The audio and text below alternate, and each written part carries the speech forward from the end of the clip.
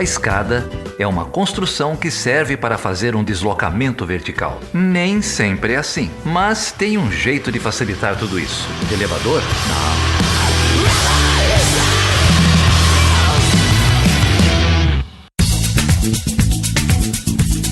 Seja bem-vindo e seja bem-vinda a mais uma edição do Chutando a Escada. O meu nome é Felipe Mendonça. E eu sou o Geraldo Zaran. E aí, Geraldo, como que você tá, meu amigo? Feliz 2021.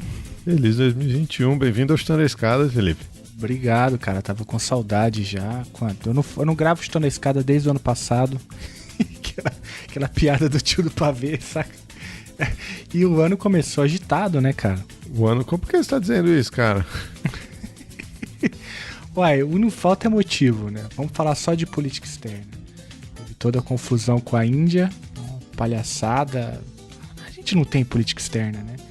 E agora parece que o próprio governo assumiu que a maneira como lidou com a China pode ter impactos negativos agora no envio dos insumos necessários para vacina aqui. Vivo. Política externa mal feita mata também, não é? Bom, pelo menos os diplomatas não reclamaram do fuso horário, né? Não, cara, é uma esquete, né, mal feita de humor de segunda categoria. Esse governo é um governo genocida. Eu tava até falando recentemente lá no Spin que de tão ruim, ninguém é tão incompetente assim, né? Isso daí é uma política deliberada de disseminação do vírus, né? Sem falar do que aconteceu nos Estados Unidos na primeira semana do ano, né? Nossa, é verdade, né? Parece que foi ano passado já. As coisas acontecem tão rápido. Mas, Geraldo, olha só. Enquanto a gente conversa aqui, são as últimas horas do Trump no poder, hein? Pois é, né?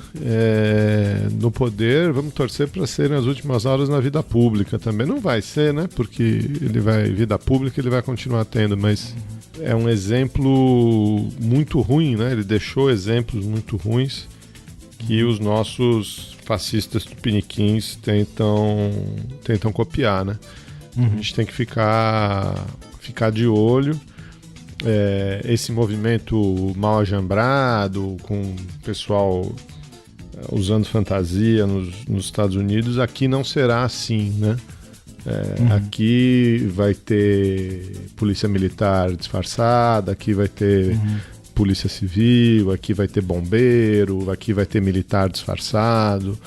Então a gente tem que ficar de olho, tem que denunciar, tem que estar preparado para o confronto, porque esse confronto virá. Virá. O próprio Bolsonaro já disse que virá, né? Então é uma ameaça declarada, não é velada, é declarada, é aberta, é cristalina. Só não vê quem não quer. Depois não adianta dizer lá na frente que está surpreendido, que não imaginava. Que é uma escolha difícil, né? Que é uma escolha muito difícil. Tudo isso está colocado às claras. Se porventura tem alguém aqui que votou 17 em 2018, eu não vou entrar aqui nos motivos por que você fez isso, não é o caso. O ponto é que seguir apoiando esse governo diante desse quadro bizarro que nós estamos assistindo é quase que um atestado de cumplicidade, né? Então não dá mais. Chega, quase né? não, é um atestado de cumplicidade. Você gosta de matar pobre, você gosta de matar preto, você gosta de matar índio. É um atestado, né? Essa escolha nunca foi uma escolha difícil. A escolha pela civilização nunca foi uma escolha difícil. Ela está posta, né? As pessoas não quiserem enxergar, algumas pessoas continuam não querendo enxergar. Isso é cumplicidade, né? Não há nenhuma outra palavra para isso. É cumplicidade. Você gosta que matem negros. Talvez você não goste de matar, mas você gosta que matem pobre, né? Você gosta que matem velho. É isso. E é isso que é essa briga que a gente tem que estar preparado para comprar. E, como você estava falando, né, Felipe, que essa política ela é deliberada, ela é tão deliberada que o tema do nosso episódio hoje também está aí nessa brecha, né? Nessa brecha de legislação que deixa o setor econômico, as grandes empresas, pintarem e bordarem na economia brasileira, violando direitos humanos, violando leis ambientais. É disso que a gente vai falar hoje. Então fala aí, Geraldo, já que você levantou essa bola aí, quem que vai estar aqui hoje, como que foi essa conversa?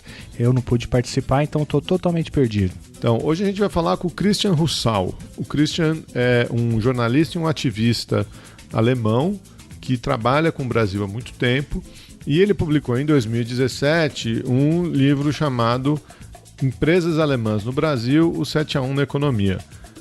Que vai pautar boa parte da nossa conversa aqui. Então ele vai falar da atuação das siderúrgicas, da atuação das seguradoras, do setor financeiro, como essas empresas alemãs se instalam no Brasil fugindo de regulamentações europeias, de regulamentações que elas têm que aderir em outras partes do mundo. Esse livro, tô super interessado em ouvir o episódio. O livro eu já dei uma folheada nele, ele foi publicado pela Autonomia Literária. Aliás, não é a primeira vez que a gente grava sobre livros da Autonomia Literária. A gente mandar o boleto lá para os colegas da Autonomia. Não, o Cauê me prometeu um cupom de desconto. Eu vou cobrar, esqueci de cobrar. Ele cobra ele aí no Twitter, ele vai soltar um cupom de desconto. Ah, fechou. Então, um cupom de desconto e tudo. E quem mais grava com você, Geraldo? Essa é a outra parte do episódio, né? A gente conheceu o Christian, o tema é meio pesado, mas eu tive a parceria aqui da Maju Vergueiro, a mais nova integrante da equipe do Chutando a Escada, que gravou com a gente pela primeira vez, lá de Berlim. Foi ela, inclusive, que apresentou o Christian pra gente. Grande Maju, seja bem-vinda ao Chutando a Escada. Uma alegria ter você aqui na equipe. Ô Geraldo, e já que eu tô aqui, pescoçando aqui a abertura do episódio, posso dar um recadinho rapidinho? Vai lá. Tá rolando uma campanha de financiamento coletivo para reconstrução do Museu de História Natural e Jardim Botânico da UFMG, a Federal de Minas Gerais. Você se lembra que o museu foi parcialmente atingido por um incêndio, né? Tá um pouco na moda no Brasil, né? Incêndio em museus. E lá no Museu de História Natural da UFMG rolou também um incêndio. E agora a ideia do pessoal é reconstruir o museu, todo o acervo, né, do museu, que inclui fósseis, plantas, animais, rochas, enfim. Tudo isso foi atingido pelo incêndio e agora o museu está pedindo aí uma colaboração, enfim, daqueles que entendem, né, que o museu é importante para a cultura, para a preservação da memória. E você pode fazer isso por meio do site benfeitoria.com/renascemuseu. A gente vai deixar o link aí na descrição do episódio. E tá rolando inclusive uma linha de financiamento bem interessante do BNDES, que funciona assim, Geraldo: para cada R$1 doada pela sociedade civil, o BNDES vai e doa também R$1. Então é um pouco essa campanha. Saiba mais sobre ela aí na descrição do episódio, ou dá um Google aí, Renasce Museu UFMG, você vai encontrar reportagens sobre o incêndio e também reportagens sobre esse financiamento coletivo. Então hoje eu não vou pedir dinheiro para Chutando a Escada, não vou pedir novos apoiadores, eu vou pedir para você, ouvinte, que tem aí uma graninha guardada, que você doe esse dinheiro para o museu. É uma iniciativa importante e o Chutando a Escada faz parte dela. Então eu não vou pedir dinheiro para Chutando a Escada, não vou dizer para as pessoas que quiserem apoiar financeiramente esse projeto entrarem lá em chutandoaescada.com.br/apoio. Isso. Não vou dizer que tem 3 campanhas de apoio lá no PicPay, no Patreon e no Catarse. Não, hoje não. Hoje. Cumprimos nossa primeira meta, 52 episódios por ano, 52 semanas de Chutando a Escada. Partimos para mais um ano. E é isso aí. Quem avisou dessa campanha foi o pessoal lá do Dragões de Garagem, né? A Gabriela. Isso. Vou dar um abraço para eles também. E vamos nessa? Então vamos nessa. Tô bem curioso para ouvir o Christian, a Maju e você, a voz mais aveludada da podosfera. Tira não, hein, editor? Geralmente o editor tira esse bordão.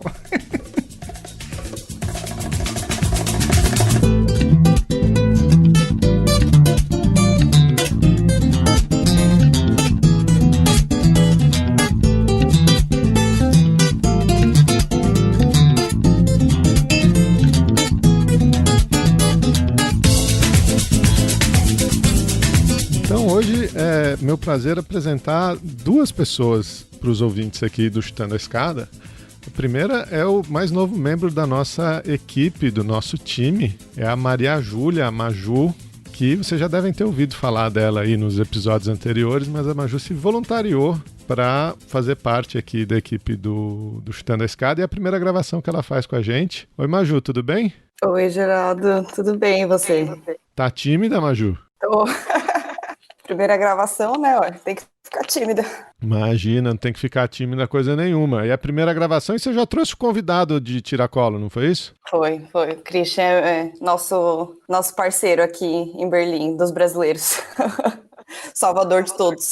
A Maju está em Berlim e ela que nos apresentou o Christian Russal. Christian é jornalista, autor, ativista de direitos humanos, e a gente vai conversar um pouquinho sobre as várias pesquisas dele, várias atuações dele, né? Entre elas a publicação de um livro, Empresas Alemãs no Brasil, o 7-1 na Economia. Tudo bem, Christian? Como você está? Tudo bem, Geraldo. E você? Tudo ótimo? Tudo bem, né? Distanciamento social acho que deve ser muito parecido em São Paulo ou em Berlim, né?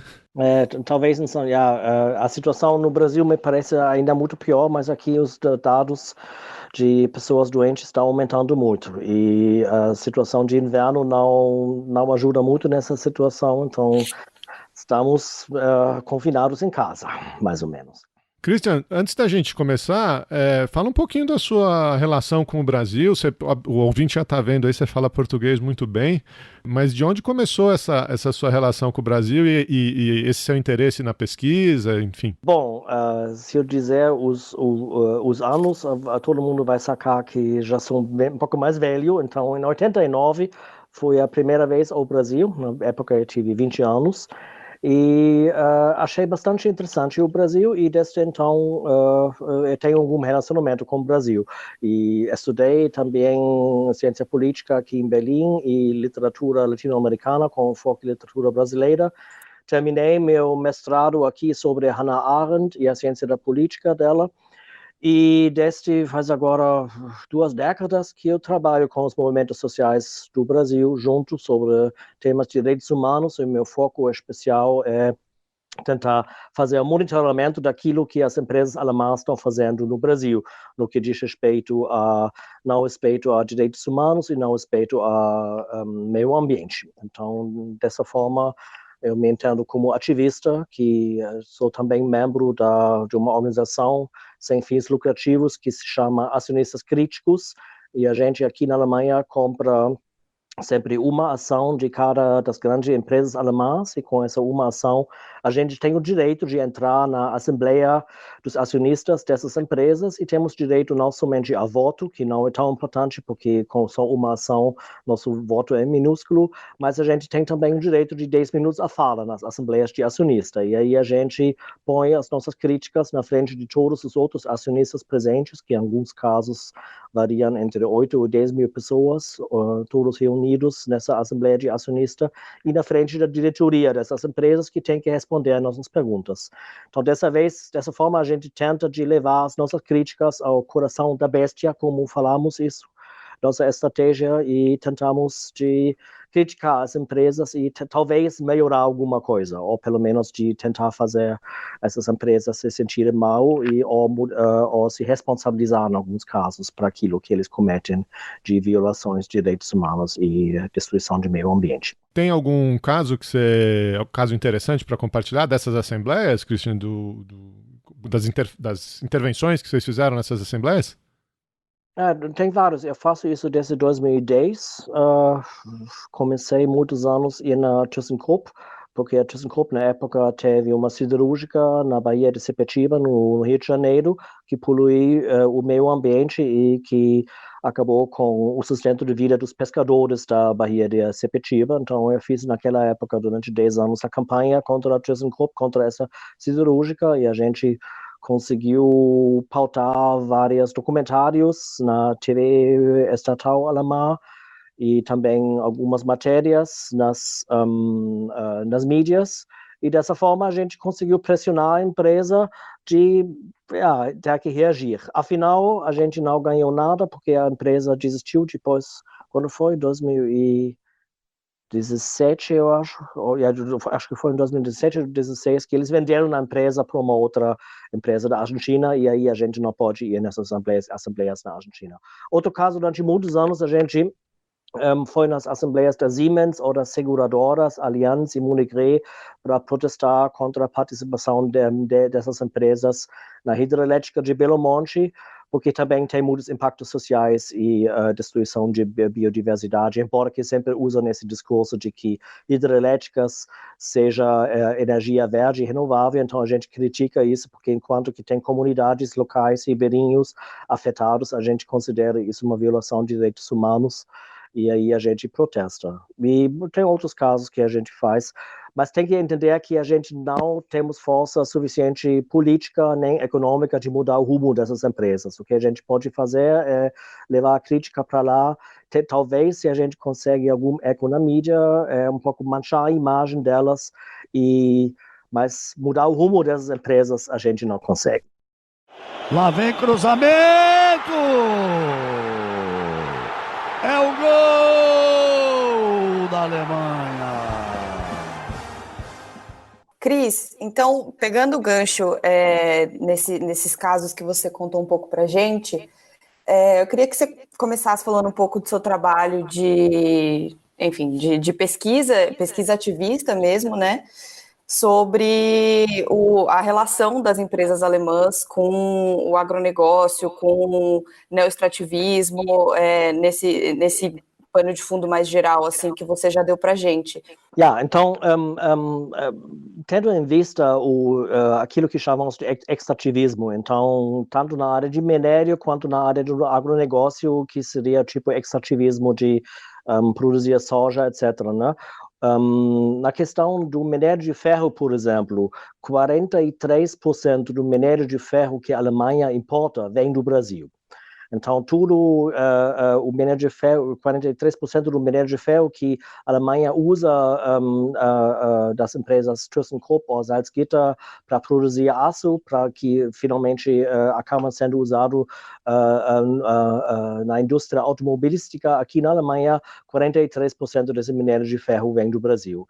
E lembrando que a produção de minério de ferro significa altas destruições de natureza, não lembrando somente os casos de Mariana e Brumadinho, que eram os piores, com centenas de mortes, no caso de Brumadinho, e no caso de Mariana, 19 mortos e 600 quilômetros do Rio Doce destruído totalmente. Então, a gente considera que essas empresas alemãs, compradoras desse minério de ferro, deveriam ser mais cautelosas em comprar minério de ferro de uma produção que estruturalmente viola direitos humanos e destrói o meio ambiente. Porque também no caso de Carajás, sabemos que na Carajás tem também muitos problemas ecológicos com a produção e também problemas sociais, porque a produção de Carajás está sendo levado via uma linha de trem da empresa Vale para São Luís, e essa linha de trem, que é o trem mais longo da Terra, atravessa muitas comunidades quilombolas, indígenas, e aí afeta a vida dessas pessoas lá. Então, a gente, na questão do minério de ferro, luta contra as empresas, por exemplo, ThyssenKrupp e Salzgitter, que são os grandes aqui na Alemanha, produtores de aço. E outra questão, por exemplo, na questão do extrativismo da soja, a gente luta contra a importação da soja brasileira ou de Paraguai ou de outros países, mas eu trabalho mais no caso do Brasil, porque 56% do farelo de soja que o Brasil exporta vai para a União Europeia. E um quarto de toda essa indústria de porcos, de suínos, que tem na Europa inteira, um quarto desse se dá na Alemanha. Então, temos uma alta importação de farelo de soja que está sendo usado aqui na Alemanha, nessas fábricas industriais de animais, para dar proteína a esses animais que acabam sendo vendidos como bife depois num prato muito, muito barato. Então, a gente considera isso que, dessa forma, temos uma corresponsabilidade pelo aumento do desmatamento na Amazônia, sabendo que dessas importações do farelo de soja, segundo mais novas estatísticas, pelo menos 20% sabe-se que vem do desmatamento ilegal da Amazônia. Então, a gente luta contra isso para continuar a proteger a Amazônia, mas não só proteger a Amazônia, também colocamos um foco muito forte nos direitos das pessoas que vivem lá, dos indígenas, dos quilombolas, dos pequenos agricultores, dos ribeirinhos, etc. Então, é um assunto complexo e temos que ver que as empresas alemãs sempre têm essa narrativa de ser uns meninos bons com narrativa de sustentabilidade, etc. E quando olhamos os fatos diretamente, a gente nota que nem é bem sempre assim, né? E temos que levar em consideração que na área da indústria, né, a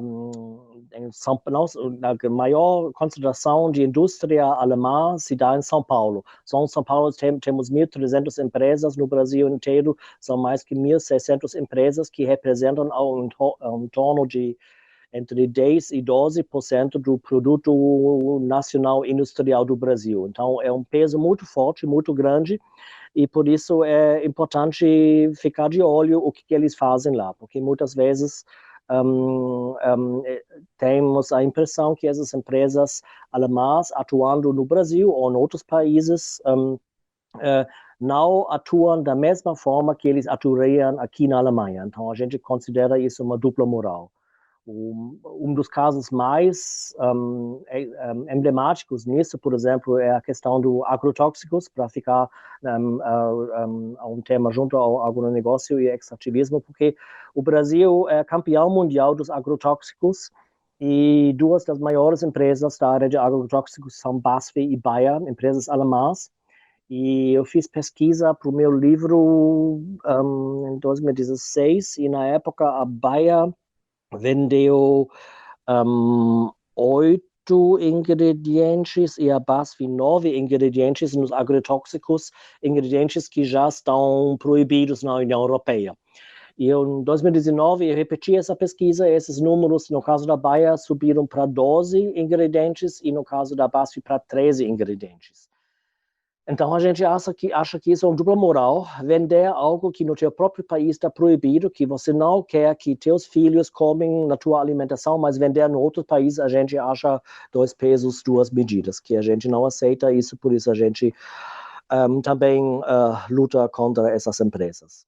Era exatamente isso que eu ia te perguntar, Cris, né? Se essa coisa do 2 pesos, 2 medidas, as duas morais, né? Se a expansão dessas, se você tem elementos, enfim, se na pesquisa aparece um pouco isso, se a expansão das atividades dessas empresas no exterior, particularmente no Brasil, que é o caso da sua pesquisa, mas a gente tem relatos também de empresas que fazem práticas parecidas no continente africano e em outros lugares. Se essa busca ela é uma busca direcionada, ela é uma busca por menor regulamentação, né? Uma regulamentação mais frouxa. No caso de Mariana, isso também ficou muito claro. Se não me engano, tinha uma parceira australiana na joint venture que fazia extração de minério em Mariana e as regras que ela teria que respeitar na Austrália ou em outros lugares eram completamente ignoradas aqui porque o nosso sistema regulatório era muito mais frágil. Então essa é uma estratégia direcionada, conhecida, e o que a gente pode fazer a respeito, né? Existem, lógico, o trabalho de ativista de vocês trata diretamente com isso, mas existem outras iniciativas, talvez dentro da União Europeia ou em outros países, para que se façam cumprir normas regulatórias mais rígidas? Bom, com certeza. A gente considera de que as empresas alemãs, como as empresas de outros países, pensam primeiramente no lucro. E eles sempre agem de uma forma o quanto o Estado também deixa eles agirem. E como o Estado no Brasil existe muito bem no papel, mas na prática a gente sabe que é bem diferente e tem muitas maneiras para você evitar certos regulamentos, etc. Então, já desde os anos 70, o Brasil era um dos países preferidos de investimento externo alemão. E de lá vem essa grande presença alemã, né? Eu me lembro, por exemplo, a Volkswagen na época, os maiores lucros que a Volkswagen, empresa mundial, fez foi no Brasil na época. E isso também está sendo afetado pelas crises permanentes do Brasil, então tem menos lucro. Atualmente a Mercedes-Benz quer fechar a unidade de produção de carros do Brasil, algo também que a gente critica, porque a gente entende também que tem trabalhadores lá, sindicatos que estão lutando para manter os empregos lá. Então, a situação, a ideia das empresas alemãs é fazer o lucro. E enquanto o Estado deixa eles fazerem, eles fazem o lucro. E no caso que você mencionou, o caso de Mariana, que era a empresa Samarco, que era a dona, 50% da Vale, 50% da BHP Billiton. A gente viu que todos os critérios que eles têm lá para cuidar dos lixos, que são os barragens, afinal, aquelas que romperam, que até hoje em dia o Brasil ainda não conseguiu uma política nacional de segurança de barragens que realmente é robusta e reflete as necessidades das pessoas que moram ao entorno nas áreas de ser afetado pelo possível rompimento. Então, aí ainda falta muita coisa e a gente sabe que essas empresas sempre usam o caminho do mais lucro e o caminho de menos problemas burocráticos. Mas tem algumas iniciativas que eu considero pessoalmente pelo menos um passo na frente.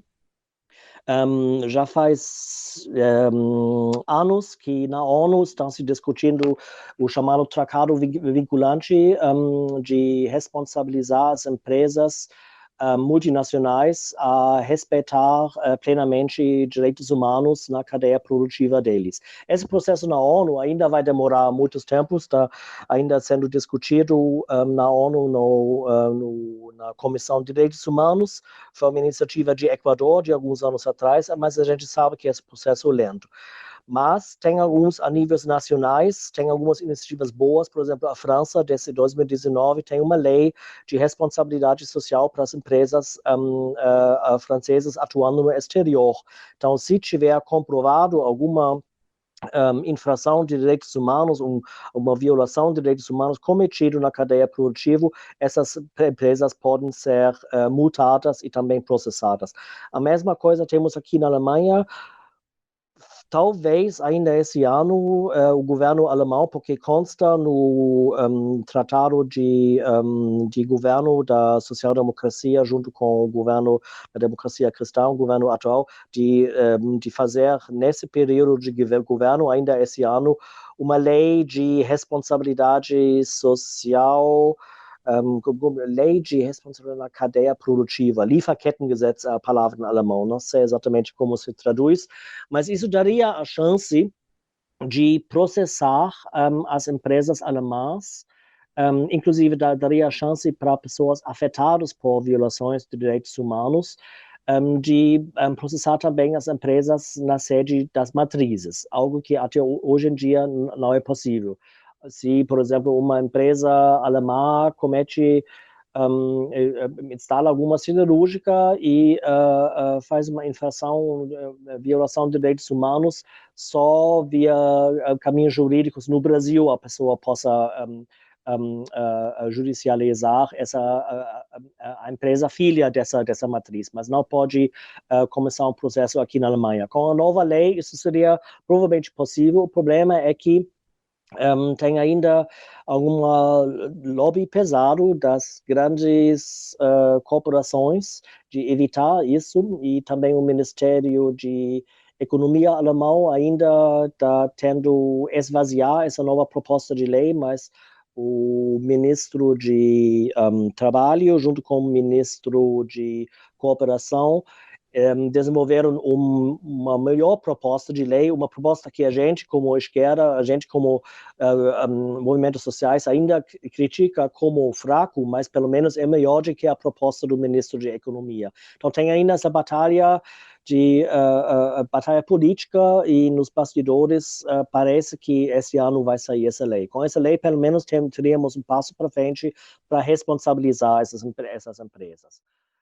as empresas argumentam que eles não podem controlar cada violação de direitos humanos nos, sei lá, 10 mil fornecedores que eles têm de matéria-prima ou de materiais, e esses 10 mil fornecedores têm mais 1 milhão de fornecedores. Então, eles dizem que não seria possível controlar tudo isso. Mas a gente acha que valeria a pena exigir disso e exigir dessas empresas ter uma garantia, afinal, de que nenhum produto que eles vendem seja feito à base de trabalho escravo, por exemplo, ou outras violações de direitos humanos, ou destruição de meio ambiente.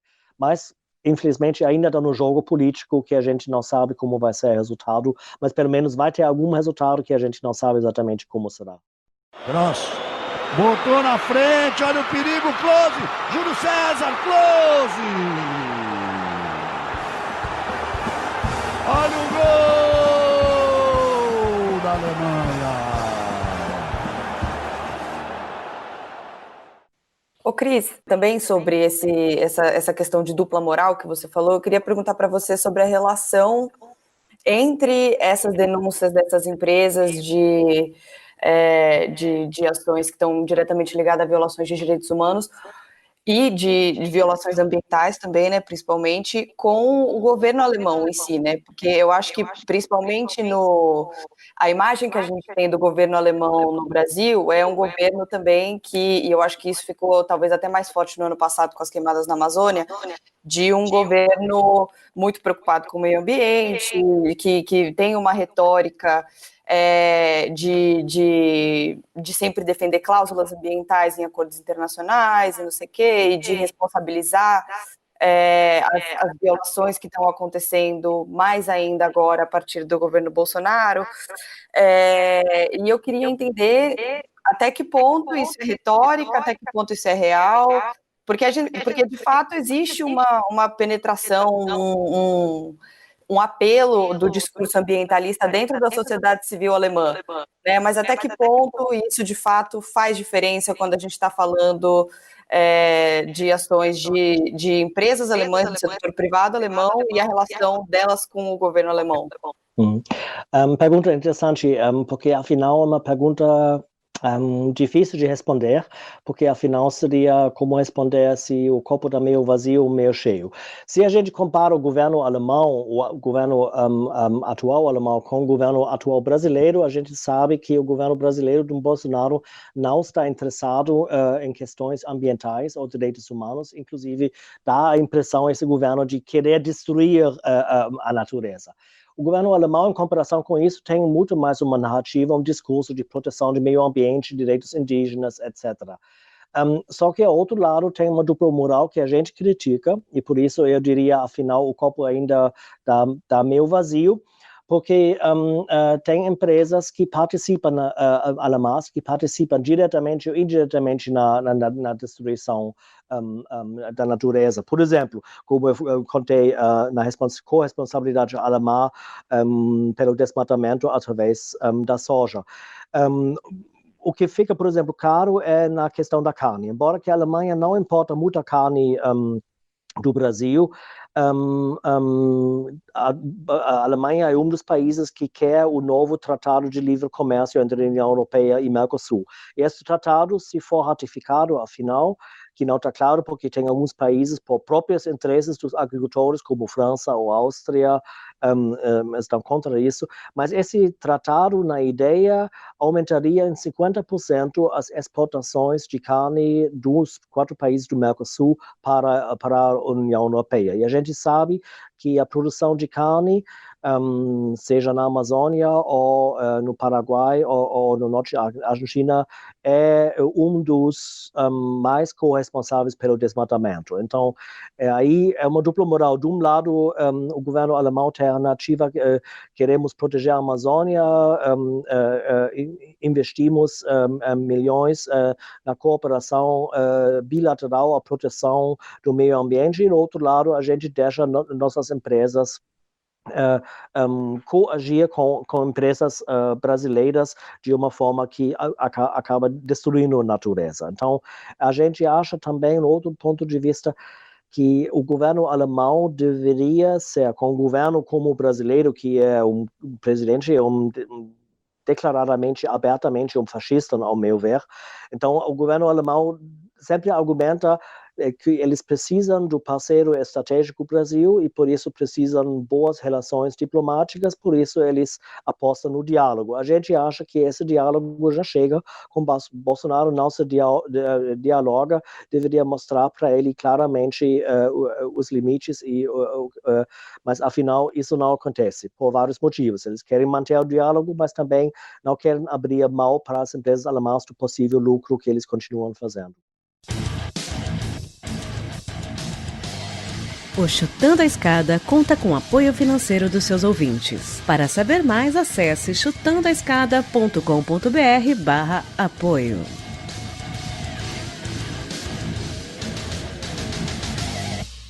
Numa das suas falas você mencionou a Volkswagen. E quando a gente pensa em Alemanha ou em marcas alemãs, acho que poucas são tão proeminentes como a Volkswagen, né? Há pouco tempo ficou claro, né? A própria Volkswagen assumiu a cooperação que a empresa teve com o regime militar brasileiro, incluindo a disponibilização de instalações, né, para interrogatórios, para tortura dentro das plantas da empresa. Para o ouvinte que não conhece tanto o tema, o movimento sindical brasileiro era um dos grandes movimentos populares de oposição ao regime militar, organizado em São Bernardo do Campo, no entorno de São Paulo, né, no que a gente chama do ABC, no entorno de São Paulo, nessas indústrias automotivas, e aí você teve essa cooperação direta, né, da liderança da Volkswagen com o regime militar para tentar coibir ou esmagar, né, o movimento sindical.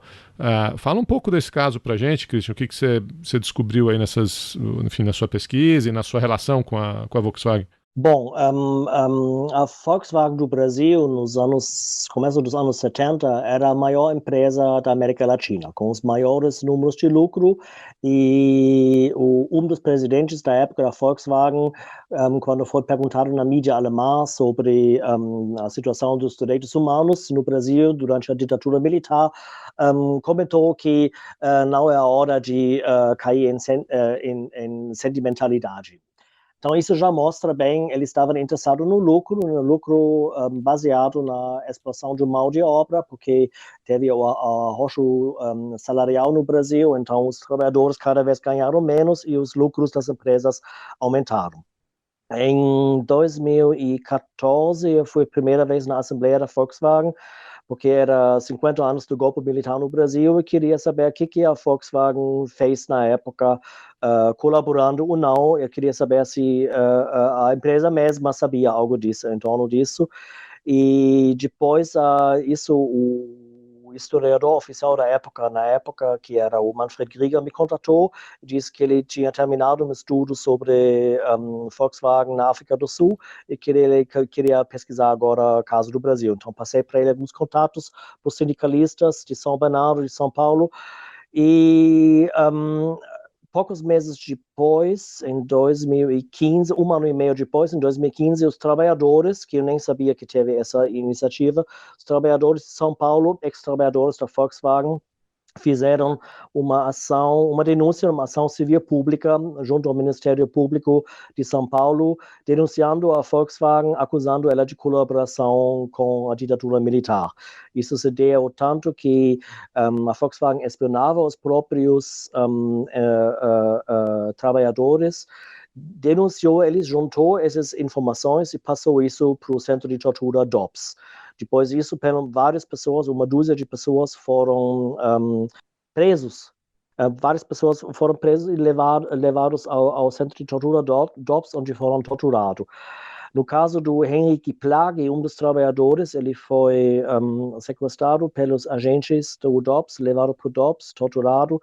No dia que ele foi preso, um dos autogerentes da Volkswagen do Brasil foi para a casa da esposa do Henrique Plage, dizendo: Henrique Plage não pode voltar hoje para casa, ele teve que, de urgência, viajar para a empresa. Então, isso não era somente que eles juntaram as informações sobre os próprios trabalhadores e entregaram eles diretamente à tortura no DOPS, senão eles também queriam ocultar esse fato. Então, temos dois fatos. Uma, colaboração direta, segundo, tentativa de ocultar esse delito. O Werner P. Schmidt, que era em 72 o presidente da Volkswagen do Brasil, eu achei uma citação dele na Süddeutsche Zeitung, um dos jornais maiores da Alemanha que ainda existe, que ele foi perguntado sobre a situação dos direitos humanos, e ele diz: todo mundo no Brasil sabe que nas delegacias e nos quartéis se tortura, mas também deveria se levar em consideração que o país avança. Acho que isso mostra muito bem o pensamento dessas pessoas, que eles estão nem aí com direitos humanos enquanto não afeta a eles mesmos, a própria família deles, eles só pensam no lucro, porque aí se coloca algo como desenvolvimento, algo de, sei lá, crescimento econômico e dessa forma você aceita ou tenta minimalizar a tortura. Então, acho que isso é algo inaceitável. E tem o Guaraci Mingari, que fez o estudo encarregado pelo Ministério Público de São Paulo sobre o caso Volkswagen, colaboração ditadura militar. Ele descobriu que o presidente da Volkswagen do Brasil, depois o Werner P. Schmidt, que era ele na época decidiu que todas as informações que as seguranças da Volkswagen juntaram sobre os próprios trabalhadores passava pela mesa dele. Então, ele liberou essas informações. Então, temos um autogerente de cidadania alemã que sabia dessa espionagem, sabia que essas informações foram repassadas para o centro de tortura, e ele sabia na época que se torturava no DOPS e nos quartéis e nas delegacias da polícia. Então, nesse momento, eu chamaria isso diretamente de colaboração para a tortura. O problema é que na jurisprudência, na época, nos anos 70, aqui na Alemanha, tortura era ainda considerada como lesão corporal forte, mas lesão corporal. Só nos anos 90 mudaram para crime contra a humanidade. Então, lesão corporal prescreve, crime contra a humanidade não prescreve. Isso quer dizer que, não, mesmo se algum desses gerentes ainda estaria vivo hoje, a gente não poderia processar ele, porque a gente poderia processar cidadãos alemães, né? Mas, como era na época juridicamente lesão corporal, isso já prescreveu. Mas se alguma esses empresários fizesse o mesmo, hoje em dia poderíamos processar enquanto essas pessoas estão vivas, porque não prescreve mais, porque é crime contra a humanidade. O problema no caso da Volkswagen é que a Volkswagen encomendou esse estudo que o historiador professor Christopher Kopper da Universidade de Bielefeld fez, e ele concluiu que havia colaboração sim, só que a Volkswagen lançou uma nota de prensa em 2017 foi em 2017, na publicação do livro, e ele a Volkswagen constatou que havia colaboração das seguranças patrimoniais da empresa, que seriam atos individuais e que não seria um ato estruturante, um comportamento estrutural da empresa. A gente critica isso profundamente, a gente que era um comportamento estruturante sim, especialmente por causa que os gerentes alemães da Volkswagen do Brasil sabiam sobre essa colaboração e participaram ativamente porque deixaram passar essas informações através das mesas deles e liberaram. Então, a gente acha que Volkswagen deveria pagar uma indenização. Uns poucos meses atrás, havia esse convênio sobre o Ministério Público de São Paulo, os trabalhadores e a Volkswagen de pagar alguns milhões para indenizações individuais para os trabalhadores. Só que a crítica é que era sempre pautado pelos movimentos sindicalistas, pelos trabalhadores, movimentos de trabalhadores, deve ter também os fundos para um lugar de memória.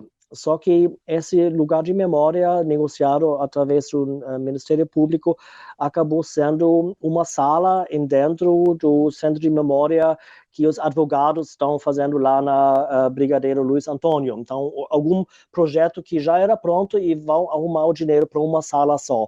A gente critica fortemente porque a gente acha que deveria ter um lugar de memória, porque esse lugar de memória para os advogados é muito importante, mas tem que ter também um lugar de memória específico só para as lutas das trabalhadoras e dos trabalhadores. E então a gente acha que esse convênio que a Volkswagen fez alguns meses atrás não é suficiente. E só para complementar, né, Christian? A Volkswagen se comprometeu com esse pagamento milionário, né? São 36 milhões de reais. Porque foi processada, né? Porque foi cobrada judicialmente, né? Acho que é um pouco isso que você estava narrando, né? Ela tentou negar até quando pôde, né? Mas depois de muita luta, depois de muita mobilização, depois de muito esforço, se chegou num acordo que ainda é um acordo, apesar dessa cifra parecer vultuosa, né? É um pouco que você falou, 10 milhões vai para um projeto que já estava andando, 10 milhões vai para uma associação de funcionários, mas então mesmo assim ainda tem problemas, né? Não é uma boa vontade da companhia, enfim, genuíno, né?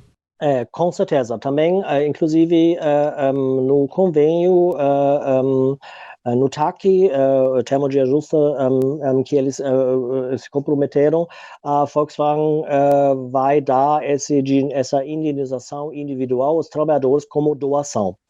Então, aí eu não vejo a responsabilidade jurídica, porque eu pessoalmente até acho que o Ministério Público de São Paulo foi tímido, porque eles poderiam ter tentado de processar a Volkswagen. Eu sei que o Ministério Público disse que as possibilidades de um processo jurídico com a lei de anistia ainda valente são pequenos, mas eu diria, ao contrário, que a lei de anistia vale na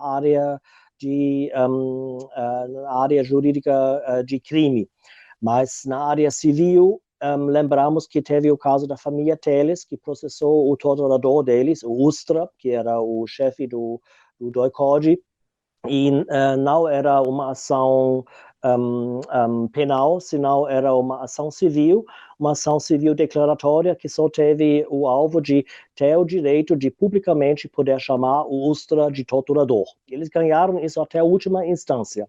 Então, a mesma coisa poderia ser feito na área de direito civil, para continuar a processar contra a Volkswagen, porque a lei da anistia não atinge a lei civil. A lei da anistia é lei penal.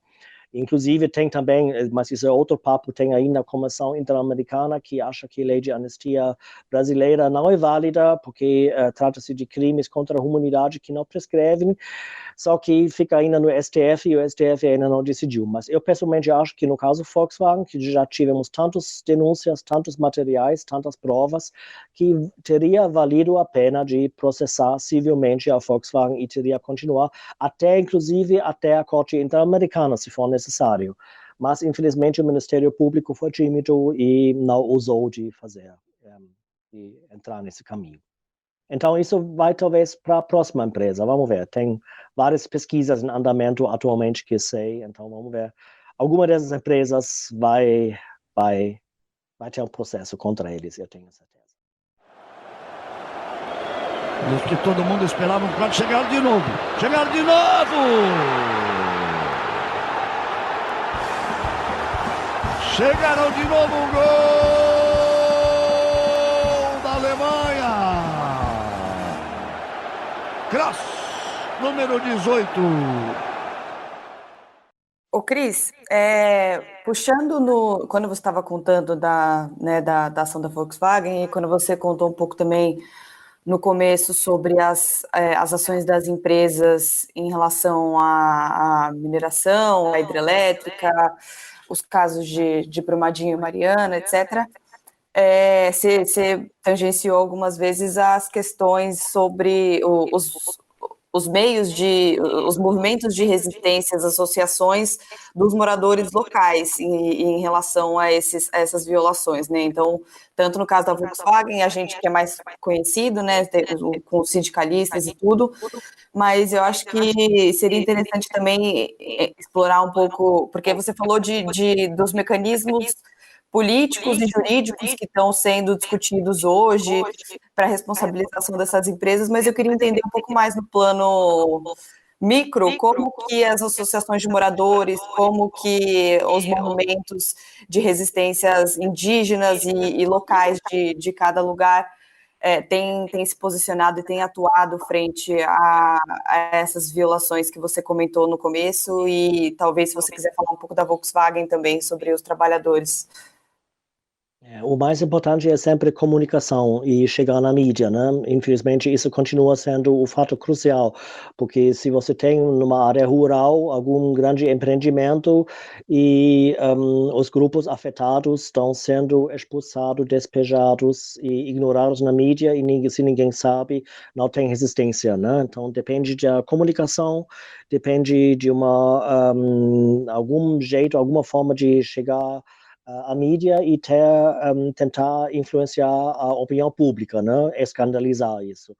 É isso que a gente tenta ajudar aqui na Alemanha com os poucos possibilidades e caminhos e meios que temos, que dá apoio, dá visibilidade. A gente tem um certo esquema de mídia alternativa aqui na Alemanha, que a gente reporta sobre os diversos casos, faz reportagens, publica entrevistas. Então, se alguém tiver um caso que considera importante, sempre possível contatar a gente, e a gente faz entrevistas e publica isso aqui. Também é época de pandemia, com Zoom e Skype, etc., e-mail, a gente sabe que podemos fazer entrevistas também online. No caso da Volkswagen, foi que eles lá no Brasil e a gente aqui na Alemanha, ao mesmo tempo, teve a mesma ideia, e a gente acabou se conhecendo e trabalhando junto, no caso, né? Eles lá no Brasil e a gente aqui na Alemanha. E, afinal, foram os trabalhadores de São Paulo que levaram essa vitória,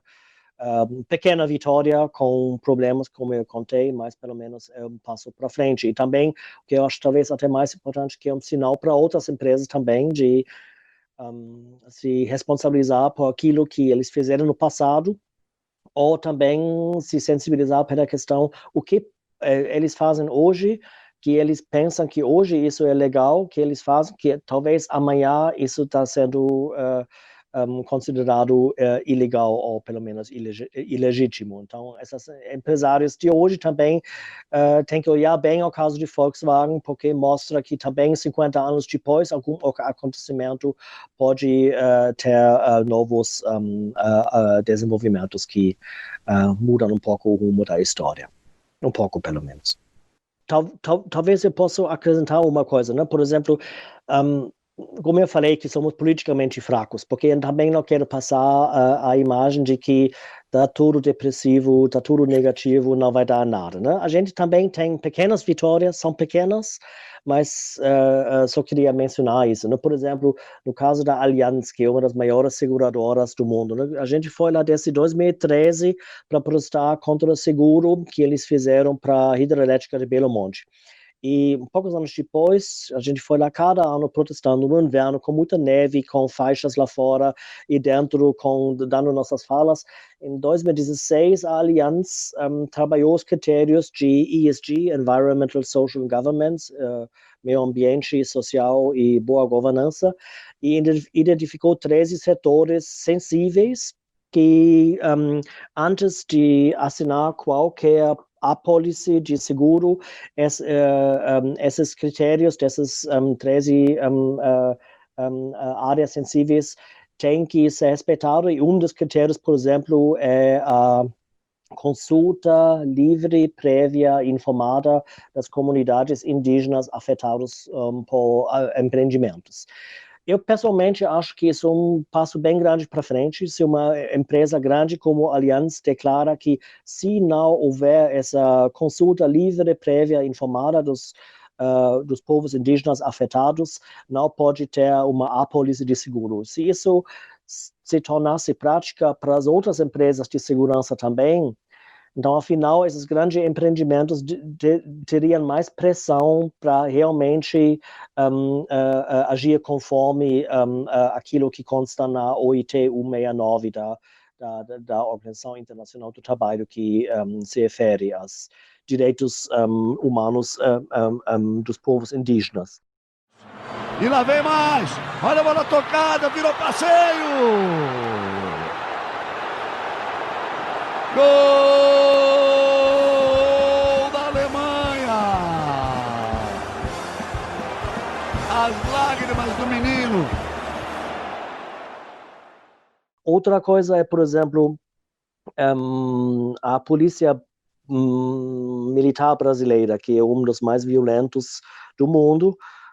Acho que os dados atuais são quase 10% das pessoas assassinadas por arma de fogo no Brasil são assassinadas pela polícia cada ano.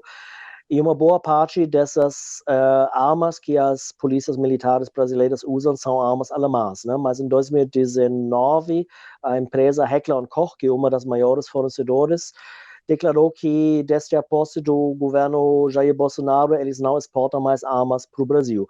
E naquela época, a gente não era rápido o suficiente, a gente tinha perguntado se eles exportam para o Brasil, eles deram essa resposta, só que a gente não sabia a motivação. Então, a gente teve que esperar um ano, a gente foi de novo na Assembleia de Acionistas da Heckler & Koch e perguntou qual era o motivo.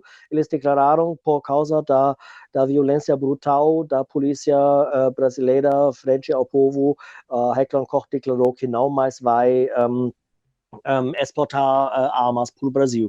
Isso em si já é uma vitória, porque também é um chute na bunda, do Jair Bolsonaro, mas simbolicamente a gente sabe que tem outras empresas, a Sig Sauer, que é também empresa alemã, que abriu uma joint venture no Brasil, então vai ter outras empresas que vendem, mas pelo menos se uma começa, isso já é uma pequena vitória. Então estamos continuando a lutar e pequenos avanços que não mudem o rumo das empresas, nem pensar em mudar o rumo do mundo, construir um outro mundo, mas a gente luta e faz esses pequenos passos.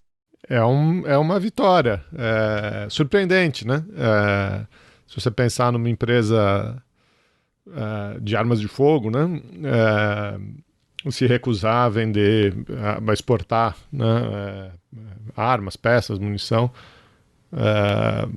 realmente é uma vitória. A gente conhece bastante gente que trabalha nessa área, e você mencionou a ONU um pouco mais cedo, essa ideia de regulamentos globais, né? E existe uma interpretação existe uma escola que defende que a própria pressão popular, né, deveria ser capaz de dar conta dessas violências, dessas violações de direitos humanos, né? Então, se a gente parar de comprar roupa de empresas que usam trabalho escravo, elas vão parar de fazer isso. Que é possível você direcionar a sociedade, a opinião pública, e que, portanto, não há necessidade de regulamentação estatal. Eu acho isso uma panaceia, né, Cristi? Mas imagino que o trabalho de vocês, se por um lado é mobilizar a mídia e a opinião pública, ou diretamente os acionistas dessas empresas e o board, eu não imagino que você esteja dizendo que não é necessária a regulamentação, né? Pelo contrário. A gente defende que é necessário regulamentação. A gente quer leis fortes de estados e a gente quer ter o direito de poder processar essas empresas alemãs também aqui no Brasil para todas as atrocidades que acontecem na cadeia produtiva deles ao mundo afora. Então, a gente quer regulamentar. E o nosso esquema é mais só chamar a atenção à mídia para que tenha um debate público em frente a que no futuro tenhamos leis mais fortes, mais rígidas, mais robustas, que as empresas têm que respeitar. Senão, eles têm que sentir no bolso. Porque, afinal, as empresas só sentem no bolso. Então, tem que ter regulamentação e luta. Mas luta dos movimentos sociais é o mais importante. Sem isso, a gente estamos perdidos. Lá vem eles de novo. Olha só que absurdo. A chance de mais um gol.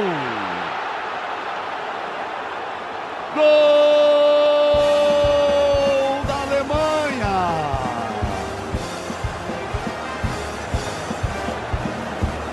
Toma-se o caminho do maior vexame brasileiro.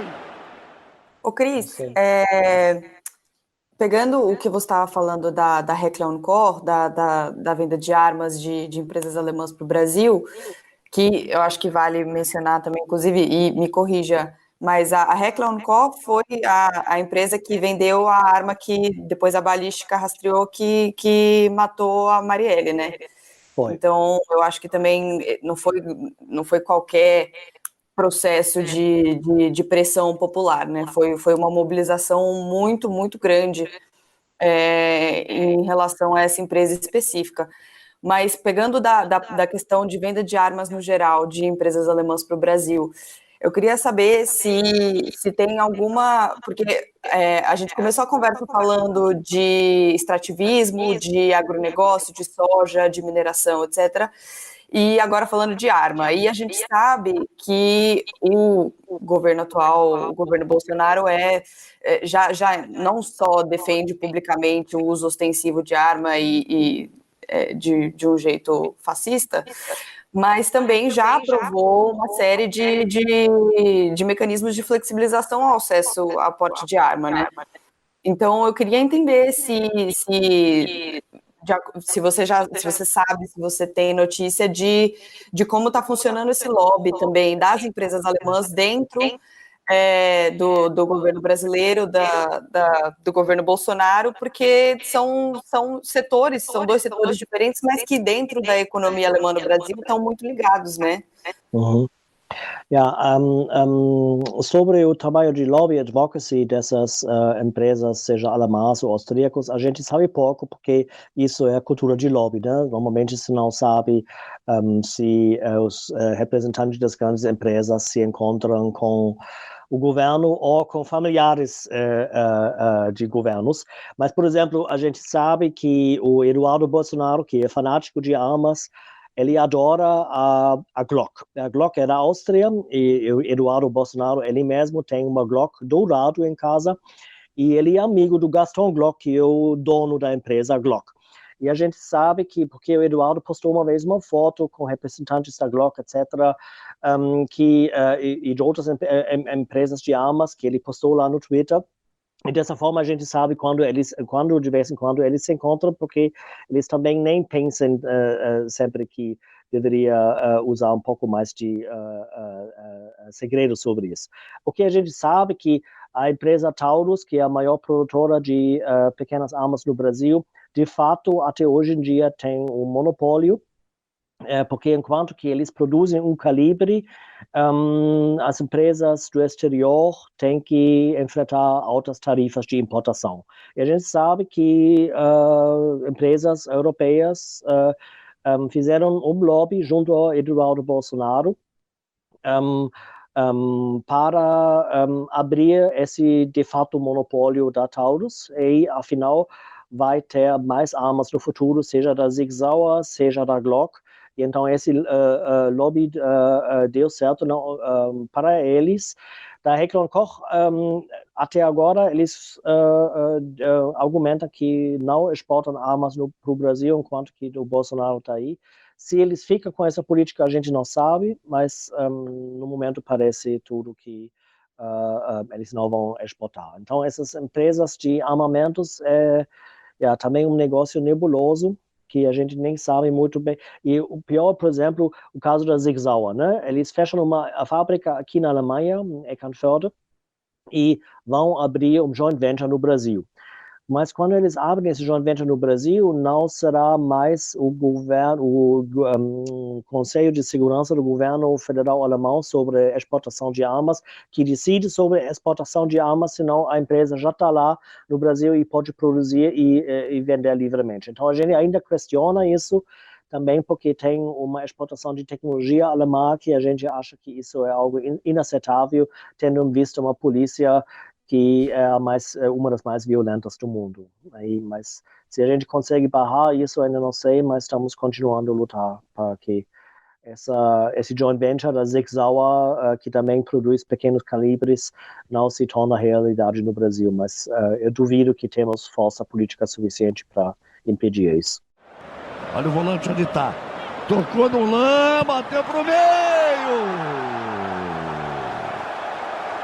Gol da Alemanha. Número 9.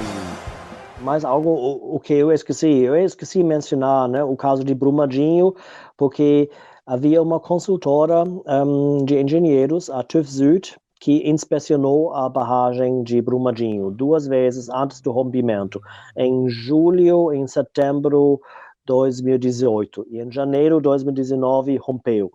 E sabe-se que essa empresa, a TÜV Süd, segundo os e-mails, não queria atestar, e a Vale insistiu, atesta ou vocês perdem o contrato. Aí os engenheiros da TÜV Süd atestaram, outras 2 empresas se negaram a atestar, então foi um crime desses engenheiros, dessas empresas, inclusive o gerente da TÜV Süd, que era o gerente dessa área responsável para a TÜV Süd do Brasil, cidadão alemão, ele está na Alemanha, engenheiro, e por ser cidadão alemão e por ter sabido dessa ocultação dos testes negativos de que o rompimento iria ser iminente, ele e a empresa TÜV Süd está sendo processado aqui na Alemanha. A gente está curioso, a gente quer saber como continua.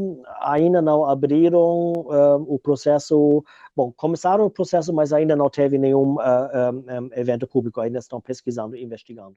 Acho que esses são acontecimentos novos, porque aí os engenheiros e os gerentes dessas empresas não podem ter mais tanta certeza que eles sempre vão sair impunes. Talvez isso é também uma mensagem importante, que eles não podem ter certeza de sempre sair impune e que a gente luta para que eles também sejam responsabilizados por tudo aquilo que eles cometem. Olha a bola chegando e é gol! Gol da Alemanha, chega de novo! Qualquer coisa, eu estou aqui, vocês podem falar para os ouvintes que se alguém quiser me contatar, eu sempre respondo os e-mails com meu sotaque gringo, e fico muito feliz, muito agradecido. A gente que agradece seu tempo, sua pesquisa, né? E ativismo, que são inspiradores, importantes. Vamos deixar a rivalidade ficar só no futebol, né? E vamos caminhar, enfim, por uma economia internacional mais humana, né? Apesar de ser quase um contrassenso, mas eu acho que a gente não pode parar de lutar. Obrigado pelo trabalho, pelo ativismo, pela participação. Tenho certeza que os ouvintes vão gostar bastante. Obrigado a vocês. Você acabou de ouvir mais um episódio do Chutando a Escada. Para apoiar, acesse chutandoaescada.com.br/apoio.